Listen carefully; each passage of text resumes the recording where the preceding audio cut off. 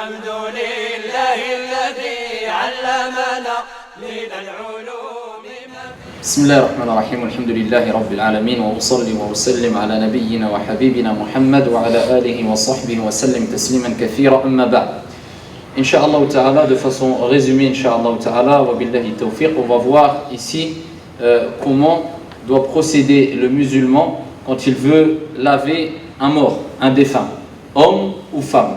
Donc bien sûr, je ne rentrerai pas trop dans les détails, mais je me contenterai simplement de vous donner les éléments essentiels afin de vous permettre de retenir l'essentiel. Et on ne sait jamais, si un jour vous êtes amené à laver un mort, que ce soit les frères ou les sœurs, eh bien au moins, alhamdoulilah, vous aurez les bases ici qui vous permettront de savoir comment on lave un mort et comment on met al-kafan. Ici, comment on met le linceul au mort, que ce soit un homme ou que ce soit une femme, incha'Allah ta'ala. Donc il ne vous échappe pas ici que tout le monde doit mourir. Al-da'if sayamout, wal-qawi sayamout, wal-faqir sayamout. Ici tout le monde doit mourir. Al-kullu sayamout, wa la yabqa illa al-hayy alladhi la yamut. Tout le monde doit mourir, que ce soit le pauvre, le riche, le jeune, la personne âgée, peu importe. Tout le monde va mourir et seul restera bien sûr Allah Azza wa Jal qui est Al-Hayy le vivant, qui ne meurt jamais. Fahuwa Al-Hayyul Qayyum. Allah subhanahu wa ta'ala c'est lui le vivant, Al-Qayyum celui qui subsiste par lui-même. Il n'a besoin de personne. Fahuwa Al-Awwal wal-Akhir wal-Zahir wal-Batin. C'est le premier et le dernier, l'apparent et le caché subhanahu wa ta'ala. C'est pour ça que le musulman doit toujours agir avec ikhlas, avec sincérité. Pourquoi ? Parce que s'il agit pour autre qu'Allah Azza wa Jal, eh bien qu'il sache pertinemment que celui pour qui il agit, eh bien ici ne pourra lui profiter en rien du tout sans la permission d'Allah subhanahu wa ta'ala. Illa bi'idnihi jalla fi'ula. C'est pour ça qu'on doit s'en remettre à Allah Azza wa Jal qui lui nous abandonnera pas demain, ou dans une heure, ou dans 20 minutes, ou dans 5 minutes, ou dans 2 jours, ou dans un an, quand Malak al-Maut, l'ange de la mort, viendra prendre notre âme. Qui d'entre nous peut affirmer avec certitude qu'il lui reste encore 1 heure à vivre? Personne. Mais pourtant, malheureusement, l'asaf, illa ma rahim Allah, eh bien, on est dans al-ghafla, l'insouciance, dans la distraction quelquefois un peu trop annexée, et on oublie le principal sur ce sur quoi il y a ijma', unanimité, al-maut. Al-Yahoud, le juif, il reconnaît qu'il va mourir, sayamout. Al-Nasara, les chrétiens reconnaissent qu'ils vont mourir. Al-Muslimoun, ils reconnaissent qu'ils vont mourir. Al-Kullu sayamout, tout le monde est unanime sur le fait que tout le monde devra et va mourir. Et avec cela, qui se prépare pour la mort? Parce que le plus intelligent, comme le prophète Ali Abdallah Salati wa Taslim a dit, c'est celui qui se rappelle de la mort. Car le prophète Ali Salati wa Taslim dit Akfiru min dhikri hadi min ladhat al-maut. Augmenter, répéter le rappel du destructeur des plaisirs, al-maut. Et ici le prophète a dit celui qui est vraiment intelligent, c'est celui qui se rappelle de la mort et qui s'y prépare. Donc pour se préparer pour la mort, il faut déjà se rappeler qu'on va mourir. Et ne pas oublier qu'on va mourir. Et c'est pour ça parmi les meilleurs des rappels, c'est le rappel de quoi? Celui qui va nous séparer de nos bien-aimés, de nos proches, de cette vie d'ici-bas, de nos passions, de tout ce qu'on aime, al-maut, la mort. Et c'est pour ça, qu'il ne faut pas rentrer aussi dans l'excès, jusqu'à rentrer dans des insufflations sataniques, al-wasawis, jusqu'à ce que les gens n'arrivent plus à vivre, et ils désespèrent de la miséricorde d'Allah Azza wa Jal, alors qu'Allah Jalla wa Ala dit « Qul ya ibadiya alladhina asrafu ala anfusihim, la taqnatu min rahmatillah, inna Allaha yaghfiru dhunuba jami'a » Oh, vous, mes serviteurs, et Allah Azza wa Jal, il appelle ces gens-là des serviteurs bien qu'ils aient commis des péchés. Ô vous, mes serviteurs qui avez commis des excès à vos propres détriments, ne désespérez pas de la miséricorde d'Allah. Allah pardonne tous les péchés. À partir du moment où tu te repens et tu fournis des efforts pour ne plus bien sûr répéter ce péché-là, et cela fait partie des piliers du repentir. Ahibbati fillah, il est important de savoir que la meilleure des créatures, Muhammad ibn Abdillah alayhi afdalus salatu wa taslim, est mort. Et lui-même, fi akhiril lahadhat, dans les derniers instants de sa vie, alors que il priait, comme il est relaté dans Sahih, jusqu'à ce que ses pieds se fendent par adoration et reconnaissance envers son Seigneur Tabaraka wa Ta'ala, jusqu'à ce que Aïcha lui a dit Ya Rasulallah, tu fais cela alors que il t'a été pardonné tes péchés passés et futurs à ce point-là. Et il a dit Ya Aïcha, oh Aïcha, ne serais-je pas un serviteur reconnaissant Il faisait ça par reconnaissance. Il a dépassé le degré de j'adore Allah pour avoir le paradis. Non, par reconnaissance envers son Seigneur Tabaraka wa Ta'ala. Et avec cela, alors que c'est l'ami intime d'Allah, il fait partie de, ici les amis intimes d'Allah, Khalilur Rahman, l'ami intime du miséricordieux, la meilleure des créatures. Il parlait avec le meilleur des anges, Jibril alayhi salam. Et avec cela, dans les derniers instants de sa vie, il a rapporté qu'il mettait sa main dans un récipient d'eau et il versait ici, à l'aide de sa main bénie, de l'eau sur son visage. Et il répétait La ilaha illallah, inna lil mawti la sakarat. La ilaha illallah, il n'y a de divinité qu'un Dieu unique qui mérite d'être adoré. Inna lil mawt la sakarat. Et certes, la mort a son agonie. Il rappelle qu'il souffrait, qu'il a eu du mal. Même le prophète, alayhi salatu wassalam, Fama baluka binahnu ya Abdallah. Que dis-tu de nous, ô toi mon frère? Oh toi ma soeur, qu'est-ce que ou comment va être notre état au moment de la mort, alors qu'on est trop sûr de nous malheureusement quelquefois et on rentre trop à l'excès dans la distraction et l'insouciance, alors que si on disait à n'importe qui, un médecin venait et assurait à n'importe qui qu'il te reste 2 mois à vivre, c'est-à-dire on lui donne la date 2-3 mois à vivre, eh bien tu verras son état et tu verras la panique qui va le prendre et le saisir et tu verras qu'il va se déconnecter complètement de la vie d'ici-bas. Et tu verras qu'il essaiera de se rapprocher d'Allah Jalla wa Ala, sauf celui à qui Allah aura scellé son cœur, bien sûr, mais qui nous dit qu'on va vivre 2 mois, peut-être 1 heure, peut-être 5 minutes, peut-être 10 minutes, on va mourir. Et combien de jeunes sont décédés? Et combien de jeunes, moi-même, j'ai lavé? On a lavé des bébés, on a lavé des enfants de 4 ans, on a lavé des enfants de 10 ans, on a lavé des jeunes de 20 ans, on a lavé, et je me souviens même d'un jeune qui, la veille ou 2 jours avant qu'il décède, on lui faisait le rappel, et on lui demandait de cesser, ici, cette voie qu'il avait prise, de cesser ses égarements, de cesser ses bêtises quelque part. Eh bien, je me rappelle encore de ce jeune qui nous disait « Oui, mais il n'est pas encore temps, voilà ma situation », et il m'exposait sa situation. Soi-disant, cette situation qui l'empêchait de se repentir au moment T, au moment présent. Je suis avec une femme dans l'illicite, et voilà, je suis encore très loin, mais j'ai dans les projets de me repentir, et on ne cessait de lui rappeler 1 ou 2 jours avant qu'il lui arrive ce qui lui est arrivé. Et je me rappelle que c'était le lendemain ou 2 jours après, on nous appelle en nous disant Foulane, eh bien il est mort. En sortant d'un endroit, la nuit, je vous passe les détails, en train d'écouter ici toutes sortes de choses accompagnées de cette femme-là, et dans un accident de voiture à quelques mètres de la mosquée. Rahimahullah ta'ala ala kulli hal. Ici on implore Allah de lui faire miséricorde. Lakin, c'est une réalité qu'on vit aujourd'hui. Combien de jeunes aujourd'hui repoussent et rentrent dans At-Taswif, ce que Shaitan aime. Après je ferai. Ici je ferai le pèlerinage, je ferai le jeûne, je prierai, j'ai le temps. Alors que chaque instant qui passe, eh bien c'est une partie de toi qui part, comme le disait Ibn al-Qayyim rahimahullah ta'ala. Lakin on a tous cette faiblesse ici d'oublier, etc. Et Al-Insan a été appelé Insan parce que Yansa, il oublie. Et c'est pour ça le prophète il a dit Akfiru, pour combattre cet oubli-là, augmenter le rappel de quoi? Il n'a pas dit de la prière, il n'a pas dit du jeûne, il a de cette réalité qui est le maut, la mort.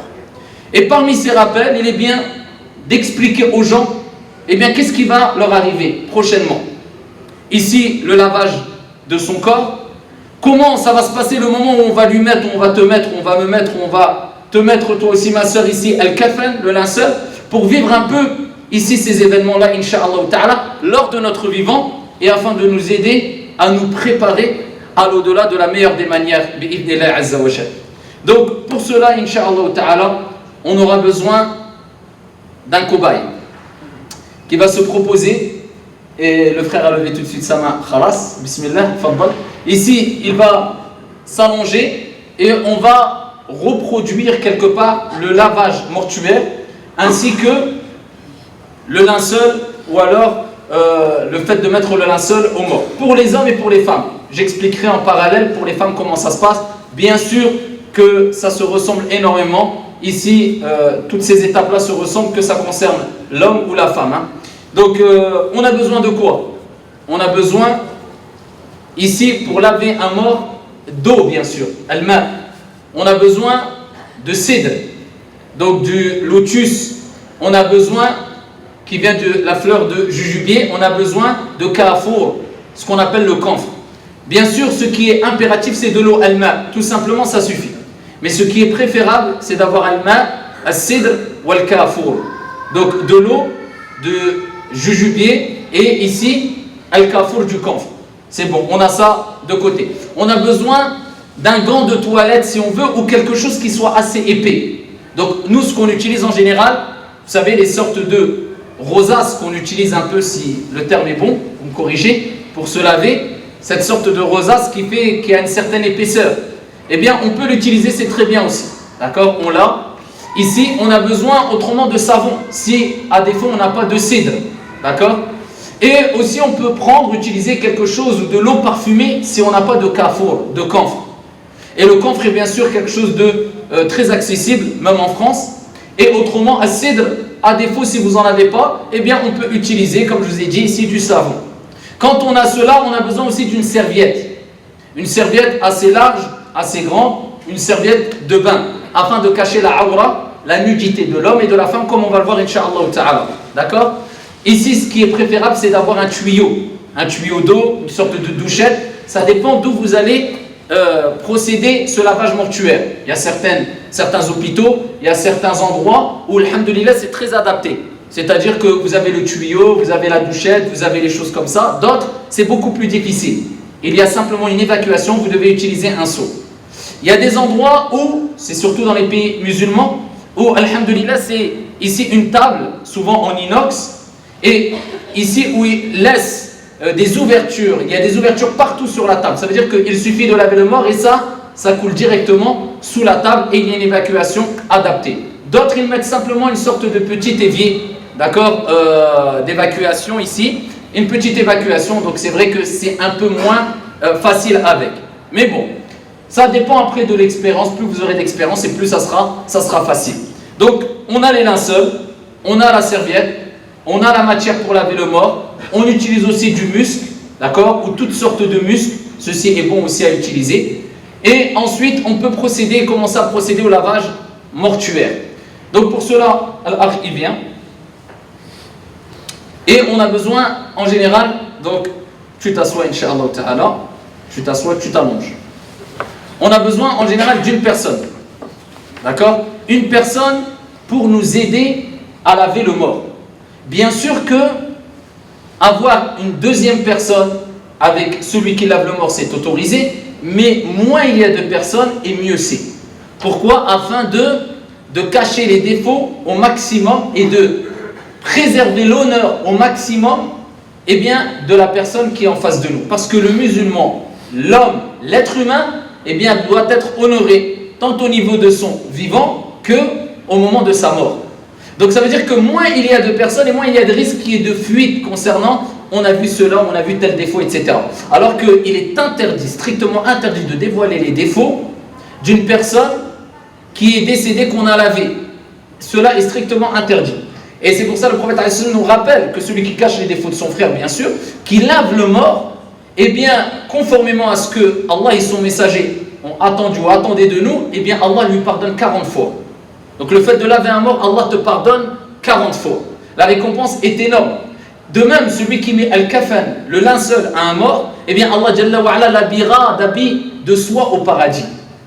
D'accord? Et celui qui enterre un mort, eh bien il a la récompense ici de l'avoir hébergé jusque quand? Jusque quand?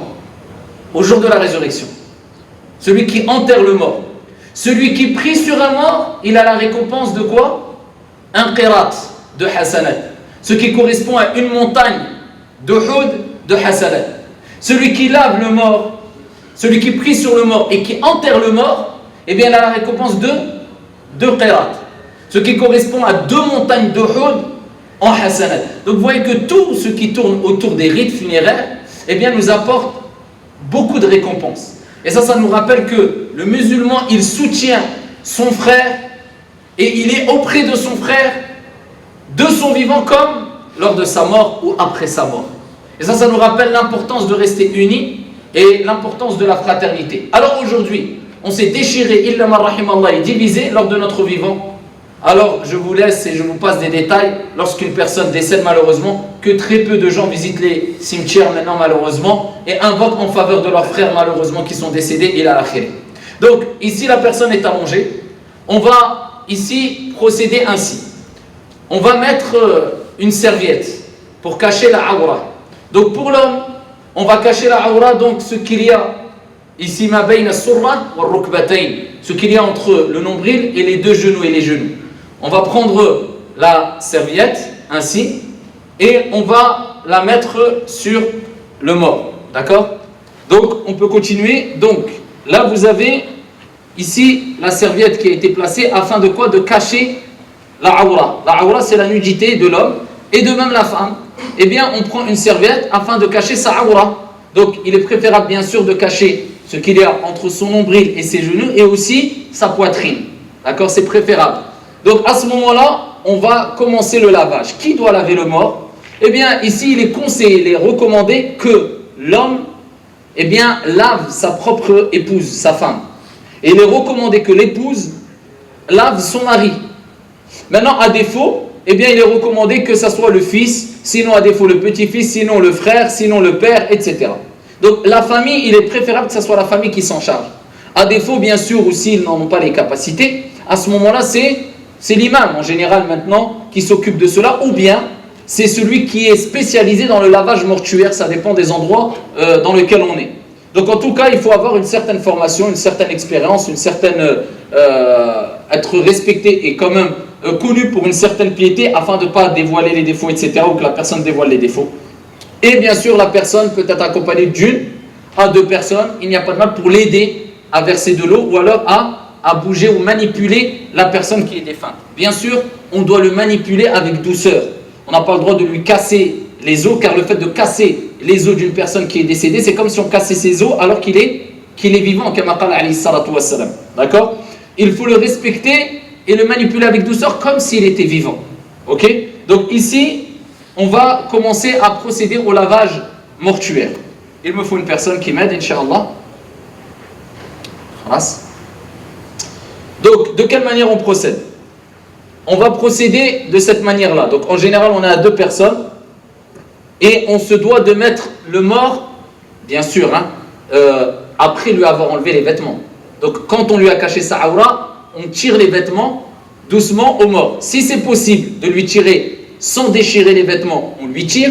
Si c'est-à-dire, il vient de mourir, il a encore, on va dire, le corps est encore manipulable de façon aisée, facile, il n'y a pas de souci. Quelquefois, le corps, il devient très rigide. Pourquoi? Parce qu'on le lave qu'à partir de 3 jours ou 5 jours où il y a eu telle ou telle circonstance qui ont fait qu'il est resté longtemps en chambre froide, etc. Donc, à ce moment-là, il faut couper les vêtements afin de lui enlever, par crainte de lui casser des os. D'accord? Donc, à ce moment-là, on doit prendre le mort et le mettre, l'incliner pour qu'il soit presque assis. Afin de quoi? De le débarrasser des choses, des impuretés qui sont encore dans son ventre. Donc on appuie et on presse sur son ventre afin de le débarrasser de ces impuretés-là. Donc on va le prendre comme ça. Donc bien sûr, tu es vivant, tu vas nous aider. Donc voilà. Et ensuite, on va appuyer comme ça sur son ventre. Donc de cette manière-là, à quelques reprises, on appuiera sur son ventre comme ça. D'accord? Ensuite, on allongera al-mayyit comme ça. Et à ce moment-là, on aura de l'eau al-ma. On passera l'eau tout en préservant bien sûr al-awra, donc la nudité de la personne. Et si on a un jet d'eau, on passera le jet d'eau ainsi. Et on appuiera afin de débarrasser ici le mort des impuretés. D'accord? Je vous avais parlé tout à l'heure de cette sorte de rosace qui est assez épaisse. Pourquoi? Parce qu'à ce moment-là, on doit laver les parties aussi. Et afin de ne pas sentir les formes des parties et autres, c'est mieux d'avoir quelque chose d'un peu épais. Ok? Donc, quand la personne est inclinée, il y a une personne qui l'aide et une autre personne qui va mettre dans sa main la rosace et qui va, en même temps de mettre de l'eau, nettoyer les parties de la personne. Ok? Quand cela a été fait, donc la personne a été débarrassée des impuretés, s'il y avait des impuretés qui étaient restées, on le rallonge et là, à ce moment-là, on procède aux petites ablutions, al-wudu. Et ça, c'est obligatoire. Donc, comment on procède aux ablutions? Comme on procède aux ablutions lors de notre vivant. Donc, on prend de l'eau pure. Donc, ici, il ne faut pas que cette eau soit altérée, tant au niveau de la couleur, al-lawn, tant au niveau du goût, at-ta'am, et tant au niveau de l'odeur, al-rih. C'est une eau pure et purifiante. Donc, on va prendre cette eau-là, on va prendre les mains du défunt, on va les sortir. Et à ce moment-là, on va laver les mains. Donc on prendra de l'eau, soit si on a le jet, on utilise le jet. Si on n'a pas de jet, on utilise un seau. Celui qui est avec nous, il prend le seau, il le met à proximité. Et l'eau, il n'y a pas de mal qu'elle soit tiède. Certains recommandent de s'adapter comme s'il était vivant. C'est-à-dire que si on est en hiver, eh bien on va utiliser de l'eau un peu plus chaude. Si on est en été, de l'eau un peu plus froide. Mais ce qui est sûr, il ne faut pas utiliser de l'eau glaciale ou bien de l'eau très très chaude. D'accord? Donc ici on prend de l'eau et on commence, on dit Bismillah et on lave sa première main. D'accord? En faisant attention à respecter ce qu'on appelle ad-dalk. Ad-dalk, c'est quoi? C'est la friction, c'est-à-dire qu'on touche comme ce qui est fortement recommandé, et certains savants comme Al-Mashhur 'inda al-Malikiyya, eh bien, il dit c'est obligatoire de non seulement laver les mains, mais il faut que on frotte légèrement les mains. Pareil le visage, non seulement de mettre de l'eau, mais il faut bien étaler cette eau ou répandre cette eau en frottant avec les mains. Pareil les avant-bras. De même pour le mort, on fait attention que l'eau aille bien entre les doigts et qu'il monte bien jusqu'au poignet ou un peu au-dessus. La main droite, de même, on lave la main gauche, d'accord? On repose la main. Ici, il nous reste quoi? Le lavage de la bouche. Donc le lavage de la bouche, comment on procède? Soit on tourne un peu la tête du mort sur le côté et on prend un peu d'eau dans notre main et ici on ouvre un peu sa bouche et on verse un peu d'eau dans sa bouche, à l'intérieur de sa bouche, et on peut prendre ici soit un tissu et le mettre autour du doigt, d'accord? Un tissu un peu épais et frotter un peu à l'intérieur de la bouche et sur les dents. Et pourquoi sur le côté? Afin que l'eau puisse s'évacuer un peu sur le côté. Donc ça veut dire qu'il ne faut pas verser beaucoup d'eau, parce que là il est mort, il ne peut pas ici rejeter l'eau. On met un tout petit peu d'eau, ou alors on mouille simplement le tissu et on frotte à l'intérieur. À une reprise, 2, 3 reprises. On remet le visage à l'endroit et à ce moment-là, on s'occupe du nez. De quelle manière? De la même manière, on prend un autre tissu, et bien on l'enroule autour du doigt un peu, on le mouille et on introduit le tissu dans les narines, d'accord? Pour bien nettoyer l'intérieur des narines. Et sinon, on peut lever un peu la tête et mettre un tout petit peu d'eau et lever la tête pour que cette eau, elle coule et elle ne reste pas stagnée à l'intérieur du nez. Il peut y avoir des situations où la personne saigne du nez ou saigne de la bouche et cela peut avoir lieu en continu. À ce moment-là, quand on a fait le lavage, eh bien, il est recommandé de mettre du coton. On prend des petits morceaux de coton et on bouche les orifices du nez. Et de même, pour la bouche, si on voit que la bouche, elle reste ouverte, eh bien, il est recommandé de prendre un petit tissu, d'accord? Donc, une sorte de lanière de tissu, grande comme ça. Eh bien, on entoure ici la tête du défunt avec le tissu et on fait un nœud.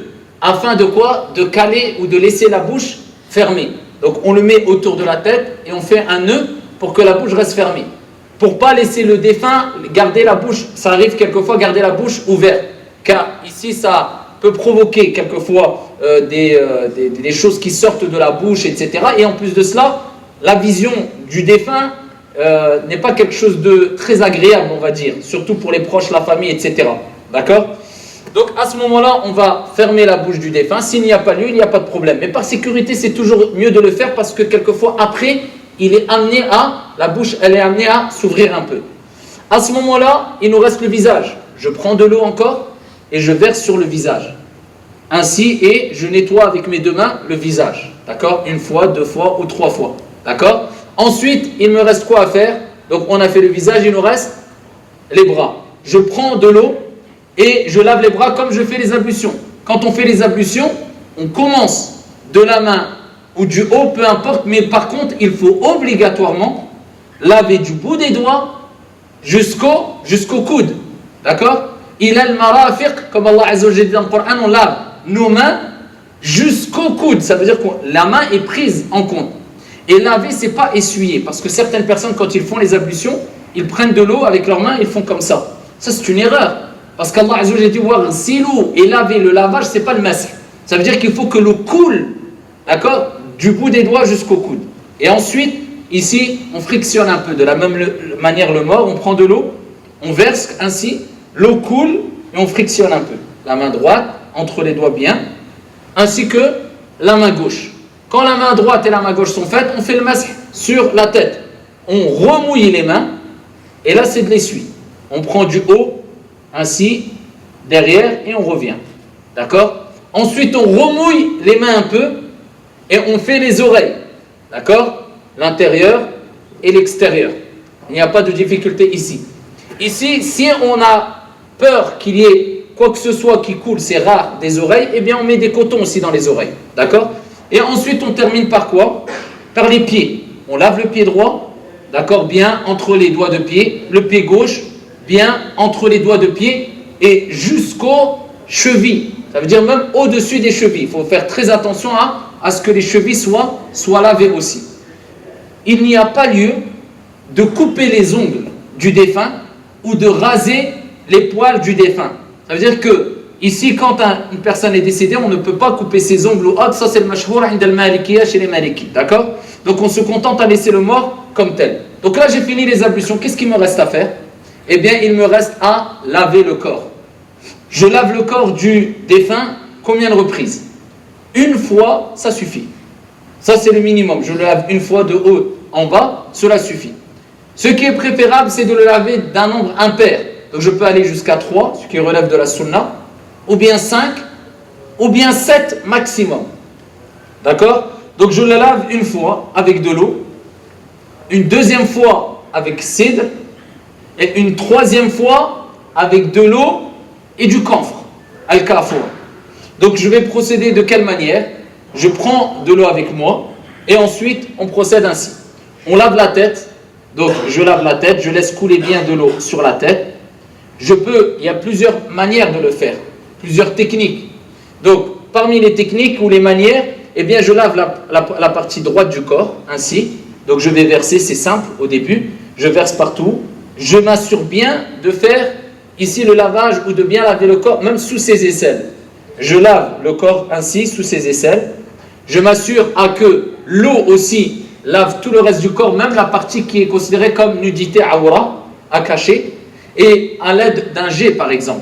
Donc toujours en cachant la aura sans regarder. J'introduis le jet et je lave la partie de nudité à cacher. Pareil, je continue à descendre, je fais la même manière, d'accord, de la même manière. Ensuite je descends jusqu'aux pieds. Ensuite maintenant, il faut que je lave ici derrière, toujours de la partie droite. Donc là, le frère il va venir et voilà comment on peut procéder. On prend le pied droit et on le met sur le pied gauche. D'accord? Le pied droit et on le met sur le pied gauche. La main droite, ainsi. D'accord?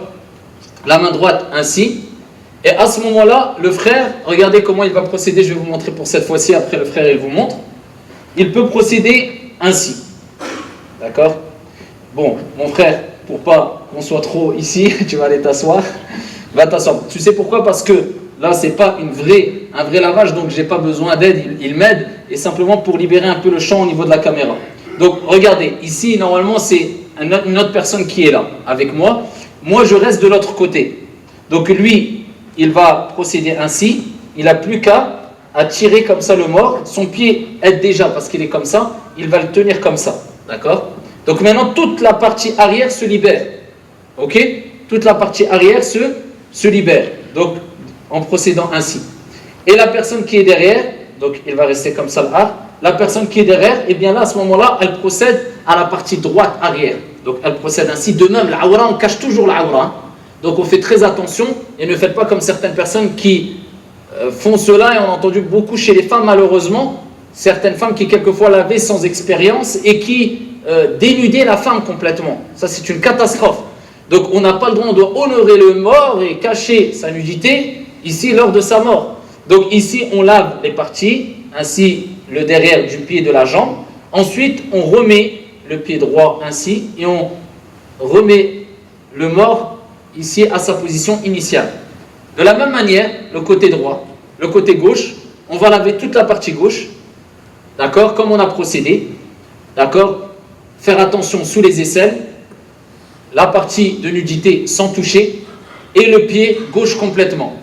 Quand on a terminé la partie gauche, eh bien on procède de la même manière. Moi je vais prendre comme ça, ici avant cela je vais mettre son pied pour me faciliter et on va tirer un peu. Et voilà, à ce moment-là, quand on va tirer comme ça sur le mort, la personne tient un peu comme ça, et voilà. Toute cette partie, elle est libre, on peut la laver facilement. D'accord? Ensuite, on remet le mort à sa position initiale. D'accord? Ça, on a lavé une première fois avec de l'eau. Par exemple, on peut laver qu'avec de l'eau. Ça, c'est al-ghusl.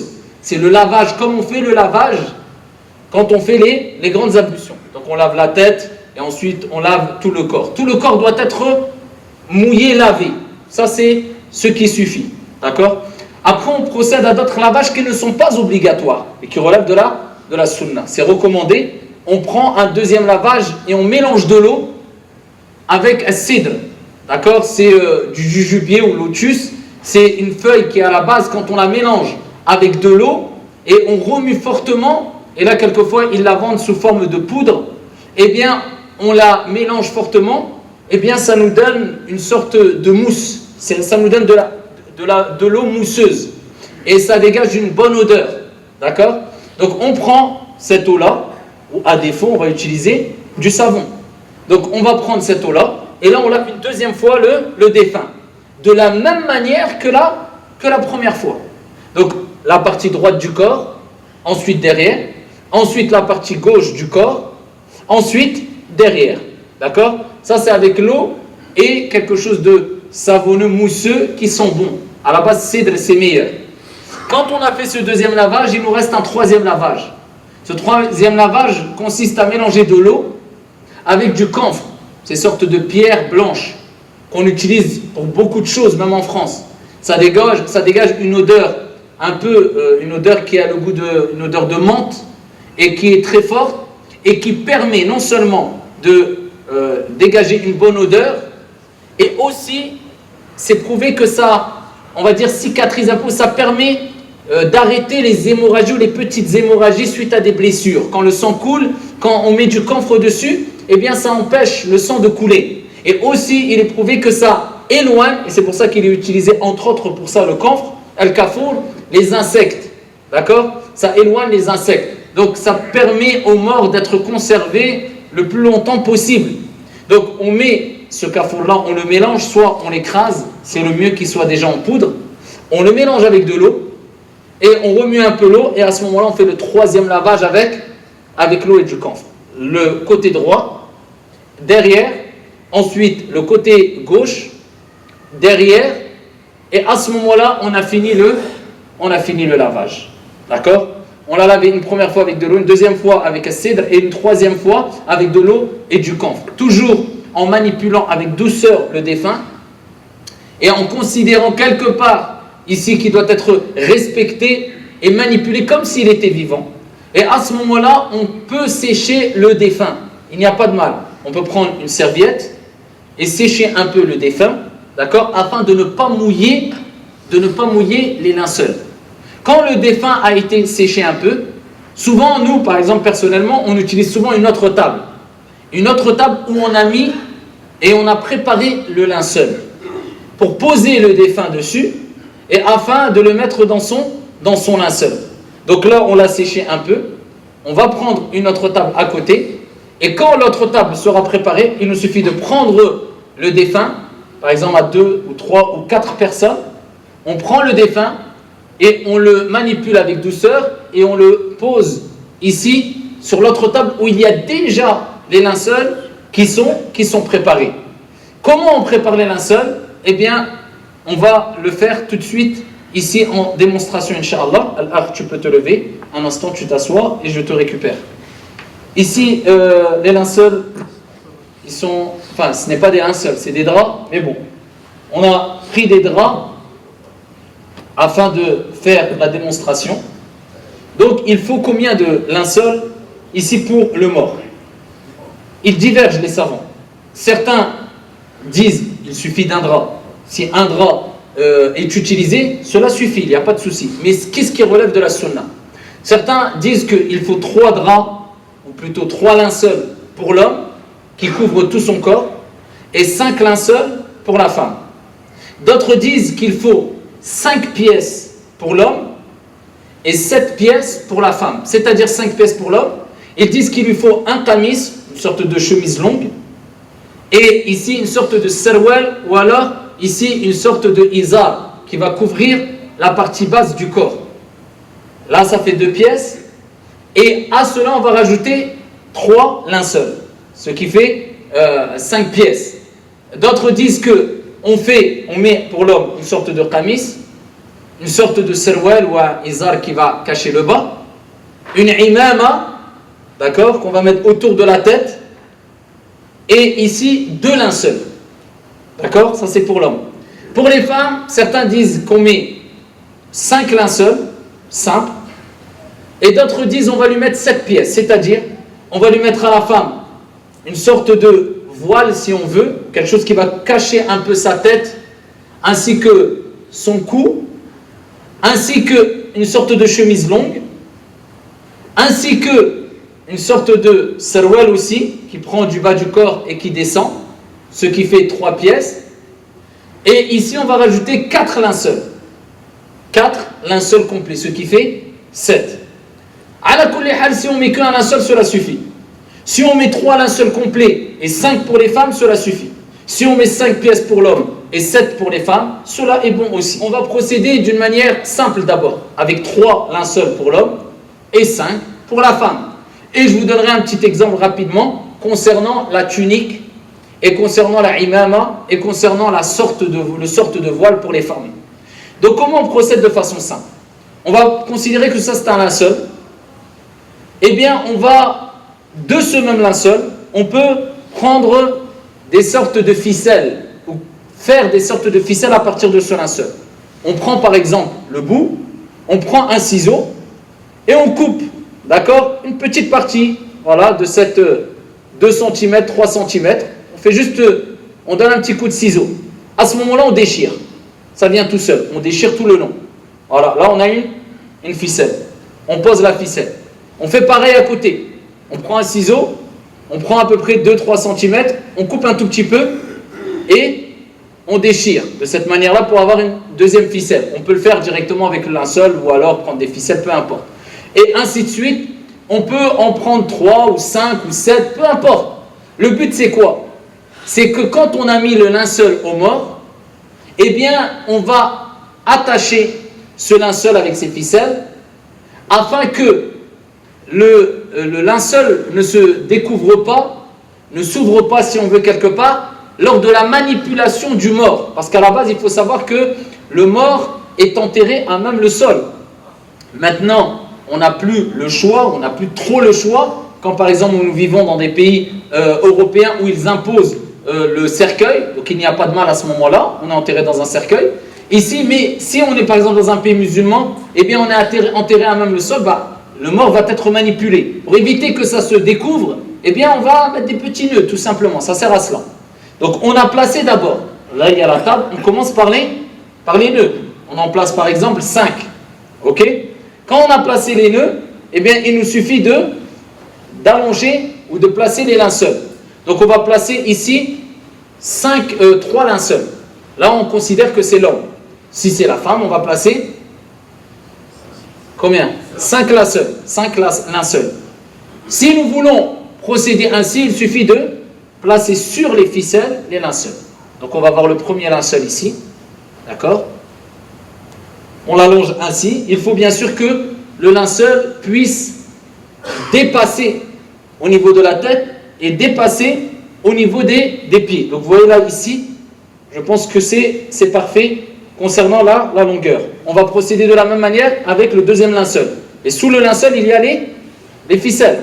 Après, chacun peut avoir différentes techniques, bien sûr. Mais bon, on va dire que ça, c'est une parmi les techniques. Une autre technique qui est utilisée, c'est quand on ne va pas prendre une autre table. Le défunt va rester sur la même table. Donc à ce moment-là, on peut être à 2 personnes et enrouler, chacun va enrouler comme ça, d'accord, jusqu'au milieu, le linceul. Donc de cette manière-là, l'autre personne va prendre et va enrouler jusqu'au milieu. Quand ça va être enroulé jusqu'au milieu, on va se retrouver avec ce genre de linceul comme cela.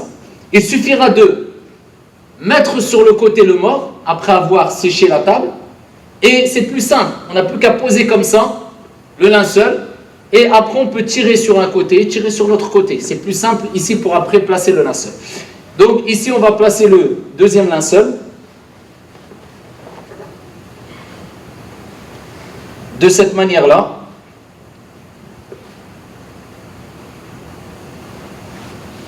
Et ensuite, on place le troisième linceul.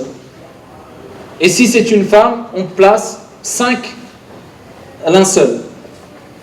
Donc ça, bien sûr, c'est aussi demander, si on veut gagner un peu de temps, qu'une personne qui soit avec nous, si on est amené à être à 3 personnes, par exemple, et bien que la troisième personne, elle s'occupe du linceul en parallèle. Comme ça, les 2 personnes lavent le défunt, et pendant qu'ils lavent, eh bien les linceuls sont déjà prêts. Quand les linceuls sont prêts, ce qui relève toujours des choses recommandées, on peut prendre une sorte de couche si on veut, mais en coton. Donc c'est-à-dire un gros coton, d'accord, un gros morceau de coton qui est en long et qui n'est pas trop large, rectangle on va dire, d'accord. On va le placer ici, à l'endroit où les parties, d'accord, arrière de l'homme, les parties intimes arrière de l'homme vont être posées, d'accord. Donc on va placer le coton ainsi, et ici sur le coton, on peut mettre du parfum, par exemple du musc en poudre.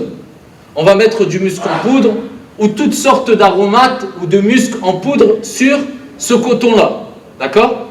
Donc quand cela a été fait, on prend le défunt, et là le défunt, on va l'allonger. Donc, tu reviens, tu t'allonges, Inch'Allah. Donc le défunt, quand il sera allongé, il aura toujours sur lui, bien sûr, la serviette. Mais avant de le poser sur le linceul sec, on avait dit qu'il est demandé il est bien aussi de sécher un peu le défunt. Mais la serviette, normalement, elle sera trempée. Donc, ce qui est mieux à faire, si elle est trop mouillée, avant de le poser sur le linceul, on pose une autre serviette, une deuxième serviette qui est sec. Où est la serviette? On considère que ça c'est une deuxième serviette qui est sec. On va la poser dessus, d'accord? Et à ce moment-là, on va tirer la serviette mouillée, d'accord? Comme ça, au moins, on sait que le linceul ne sera pas trop mouillé.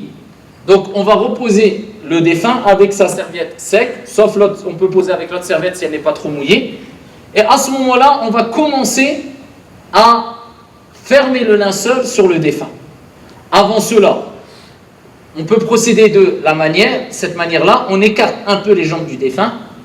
Et vous vous rappelez, je vous avais parlé de ce coton-là, qui était en dessous. Eh bien, à ce moment-là, je vais prendre une partie du coton et je vais lever la serviette sans regarder toujours les parties, bien sûr, et rabattre sur ces parties intimes devant, ici le coton. D'accord? Ça permet ici d'éviter les mauvaises odeurs et autres qui peuvent y avoir. Et ici, ça permet de parfumer au maximum le défunt. Quand cela est fait, eh bien à ce moment-là, on va commencer à fermer le linceul sur le mort. On va remettre les pieds de cette manière bien.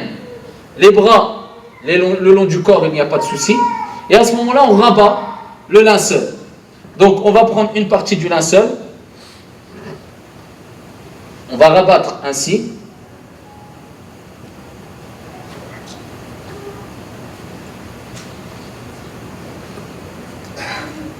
Du côté droit. Et ensuite, de l'autre côté.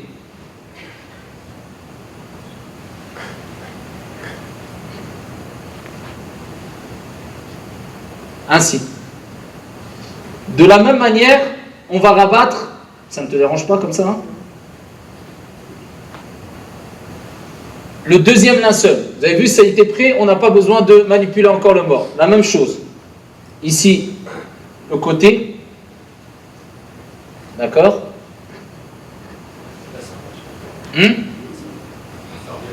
Ah oui, exactement. Très, très bonne. Ici, quand on a rabattu le premier linceul, bien sûr, là, à ce moment-là, il ne faut pas oublier enlever la serviette. Donc ici, le mort, là, sa nudité est cachée. Et là, on peut arracher, tirer doucement la serviette, par exemple par le bas. D'accord? Donc la serviette est enlevée, on continue à fermer le linceul après. Donc on a mis le premier linceul, le deuxième linceul, et au fur et à mesure qu'on met les linceuls, parce que le prophète a dit que quand vous mettez le linceul à un mort, faites-le bien, il faut le faire de la meilleure manière possible. Donc ici on peut fermer comme ça, et en essayant de le serrer un peu le linceul, pour qu'il soit bien propre et bien mis. Donc on s'assure de tirer un peu. Et pareil, on le rabat ainsi.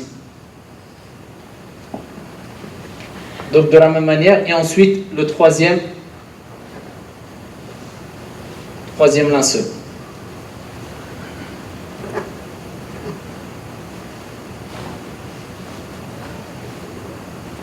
Quand on a mis les 3 linceuls, eh bien ici on découvre la tête.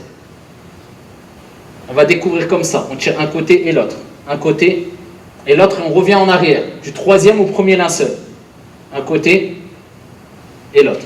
Et là on découvre que le visage.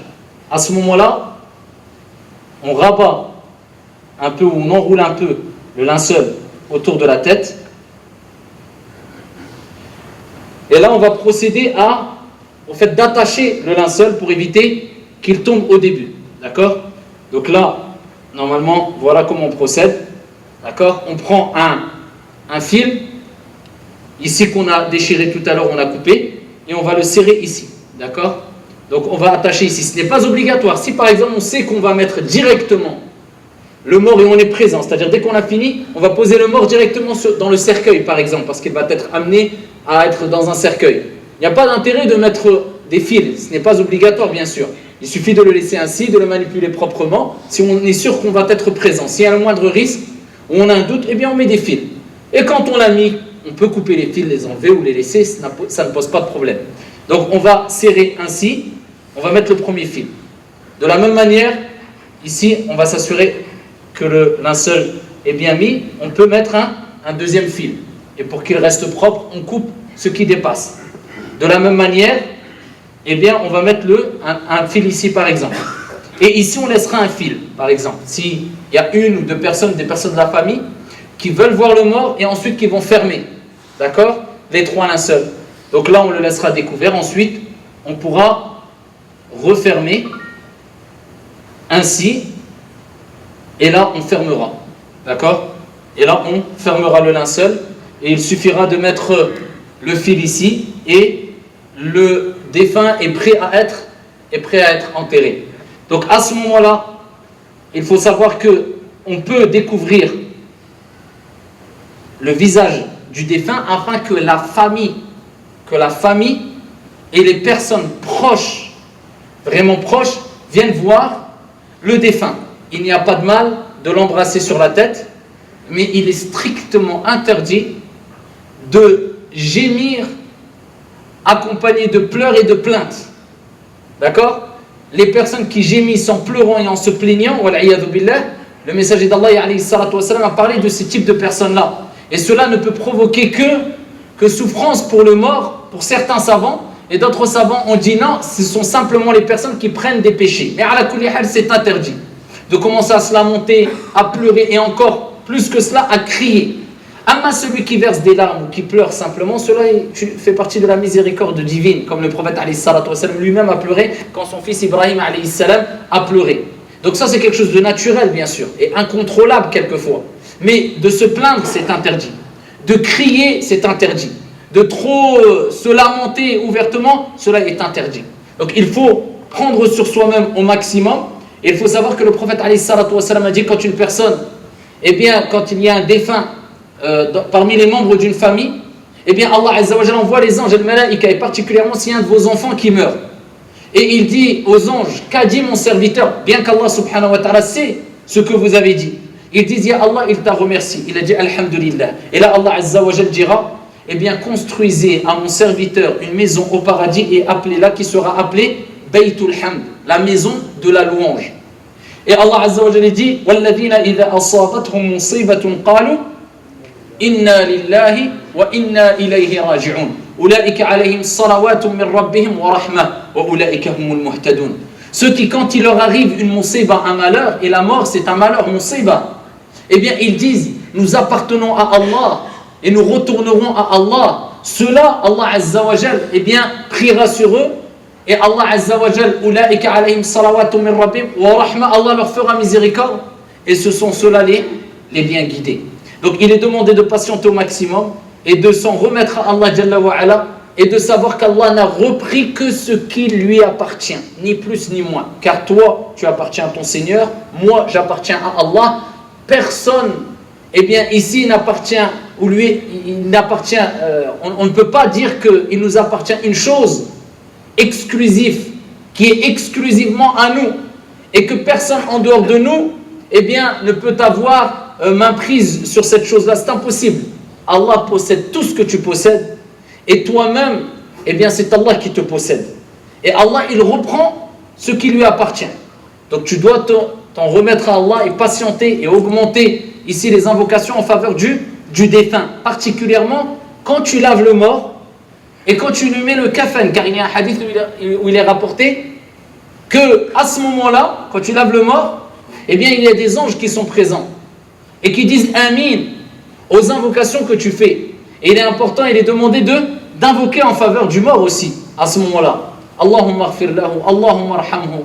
Ici tu demandes à Allah de lui pardonner, tu demandes à Allah Azza wa Jal de lui faire miséricorde. Donc ici pour les femmes, ce qu'on a vu concernant le lavage, c'est la même chose. Si ce n'est qu'il y a une chose qui est recommandée, c'est de faire 3 nattes aux femmes. C'est-à-dire de prendre ses cheveux et de faire 3 nattes ou 3 tresses sur les côtés et une derrière, et de renvoyer les tresses derrière. D'accord? Donc on lui fait des tresses et on les renvoie derrière. D'accord? Concernant le qamis, ou la sorte de longue chemise que dont je vous avais parlé tout à l'heure, il suffit de prendre par exemple un drap, de le plier, de couper au milieu afin de faire une ouverture pour la tête, et on fait passer eh bien, la tête du mort ici à travers ce trou-là, et on laisse tomber ce sorte de drap ou de kafan bien sûr, ici cette longue chemise tout au long du corps du mort. D'accord? Donc là, le linceul a été mis, on a fermé le linceul, on l'a réouvert s'il y a des proches qui veulent venir, et on peut embrasser son front. Par contre, il est strictement interdit, et c'est ce qu'on voit quelquefois malheureusement, il est strictement interdit que des femmes embrassent le front de l'homme, alors que cette femme-là ne fait pas partie de ses, ou cet homme-là ne fait pas partie de ses maharim à cette femme-là. Par exemple, une femme étrangère qui n'est ni sa femme, ni sa mère, ni sa fille, eh bien ici vient et embrasse le front de cet homme-là. Cela est strictement interdit. D'accord? Seules les femmes qui font partie des proches, c'est-à-dire son épouse, sa fille, sa mère, peuvent l'embrasser ou embrasser cet homme-là sur le front. De même, on ne laisse pas des personnes étrangères, ou si une femme ici est allongée, son visage est découvert, des personnes étrangères rentrer et regarder et contempler cette femme-là ou cet homme-là. Cela est un manque de respect vis-à-vis du mort. Imaginez-vous, on vous dit que vous allez être mort, allongé, votre visage découvert, et tout le monde passe comme si vous étiez une sorte d'exposition comme ça. Est-ce que vous accepteriez ça? Et c'est pour ça qu'on se doit de respecter le défunt. Les personnes qui rentrent, quand c'est un homme, eh bien c'est les hommes qui rentrent. Ou bien les femmes, bien sûr, qui font partie de la famille. Et si c'est une femme, c'est les hommes faisant partie de la famille. Ou bien c'est ici des femmes qui rentrent, mais bien sûr sans exagération, sans qu'il y ait de lamentation, sans qu'il y ait toutes ces choses-là qui sont blâmables. Et il est aussi recommandé de mettre du musc, par exemple, sur les parties sur lesquelles se prosternait le défunt. Le front, les mains, les genoux, d'accord, et les pieds. On peut prendre par exemple du musc avec une sorte de petite bille, et il suffit de mettre dans ces parties-là. On met un peu sur le front, sur les mains, sur les genoux et sur les pieds. D'accord? Et si on veut mettre du musc en plus et autres, il n'y a pas de mal. Maintenant, tout ce qui concerne certaines habitudes qui n'ont rien à voir avec ce qui est légiféré en islam, se dire on va le laver avec l'eau de Zemzem, ou bien on va prendre libas ou l'ihram, l'habit d'ihram avec quoi tu as fait le hajj ou l'umrah, il faut lui mettre dessus, ou bien tout ceci n'a aucune origine en islam. D'accord? Deuxième des choses, faites très attention, parce qu'il y en a beaucoup malheureusement qui travaillent avec tout ce qui concerne la sorcellerie, etc. Wal'iyadhu billah. Tous ces charlatans-là qui aimeraient ils seraient prêts à donner tout quelquefois pour avoir récupéré l'eau sale, c'est-à-dire qui a été utilisée pour laver le mort. Donc il ne faut pas que ce soit n'importe qui lave le défunt. Que ce soit des personnes de confiance, il faut s'assurer qu'ils se débarrassent de cette eau-là, afin qu'on ne récupère pas des choses faisant partie du défunt, ou des parties du corps aussi quelquefois, des gens vraiment à l'excès, wal'iyadhu billah. On a déjà entendu à travers des histoires de machayr dans des pays, etc. Ou bien l'eau utilisée, etc. Donc le mort, il faut faire très attention que ce ne soit pas n'importe qui le manipule. Et à ce moment-là, on referme ici le visage du défunt et on attend pour l'enterrer. Et bien sûr, le prophète alayhi salatu wassalam a recommandé de se précipiter quant au rite funéraire. C'est-à-dire quand la personne meurt, on ne reste pas à attendre 4 jours avant de le laver, 5 jours avant de l'enterrer. Si on peut le laver le jour même et l'enterrer le jour même ou le lendemain, il faut le faire. Cela relève de la sunna du prophète alayhi salatu wassalam. Cela bien sûr ce n'est simplement qu'un résumé concernant le lavage mortuaire. Vous avez maintenant des bases et après bien sûr il faut de l'expérience, il y a plus de détails à donner, etc. Et c'est au fur et à mesure que vous allez acquérir plus de sciences concernant ce sujet-là à travers vos recherches, l'apprentissage de ce sujet qui est un chapitre parmi les chapitres de jurisprudence bien sûr.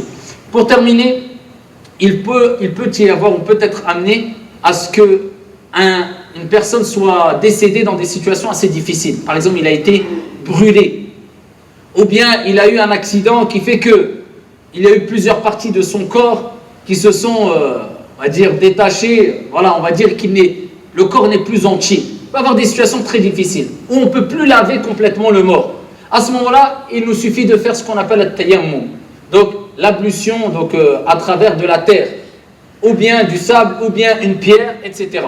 Donc là, à ce moment-là, il suffit de prendre de la terre, de dire Bismillah, de taper une fois sur la terre, et bien d'essuyer le visage du défunt et les mains du défunt, comme on fait à tayammum lors du vivant.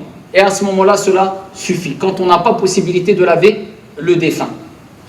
هذا والله تعالى أعلى وأعلم وأحكم وبارك الله فينا وفيكم والحمد لله رب العالمين. وتحصل الطهارة بما من التغير بشيء سليما إذا تغير بنجس طرح أو طاهر